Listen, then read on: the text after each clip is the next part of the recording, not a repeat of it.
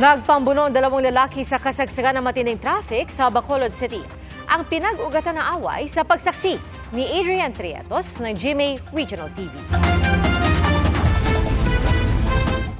Sa dashcam video na ito, kita ang lalaking nakaputing t-shirt na naglalakad. May bitbit siyang kahoy na itinatago sa kanyang likuran. Maya-maya, makikita ang isa pang lalaki na naka-stripes na tumatakbo at biglang nadapa. Dito na nagpambuno ang dalawa sa gitna ng kalsada at napapalibutan ng mga sasakyan. Na-videohan rin ang suntukan ng dalawang lalaki.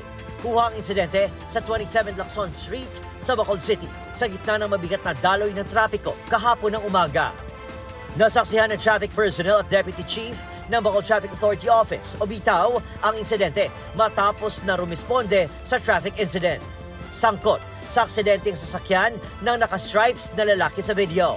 Ang nakaputing t-shirt, hindi raw bahagi ng aksidente, ngunit nagalit umano matapos sinampas ng lalaki naka-stripes ang sasakyan nito nang dumaan sa lugar. Nagpundo ang lalaki, nagwa siya sa sasakyan, nag-approach siya sa akon. Siling niya, ginhampak ang akon sa sasakyan, nag-upigid.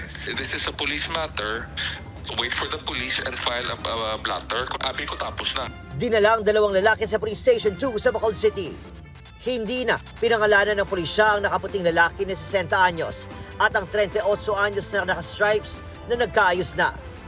Paalala ng bitaw sa mga motorista, Number one is nga be patient. Kung may aksidente, normal nga ma-traffic kita sa dalanon. Number two, kapangabay kami nga layo pa lang, switch lanes na kamo. Para sa GMA Integrated News, ako si Eden Prietos, ng GMA Regional TV, ang inyong saksi. Mga kapuso, sama-sama tayong maging saksi. Mag-subscribe sa GMA Integrated News sa YouTube at para sa mga kapuso abroad, samahan niyo kami sa GMA Pinoy TV at sa www.gmanews.tv.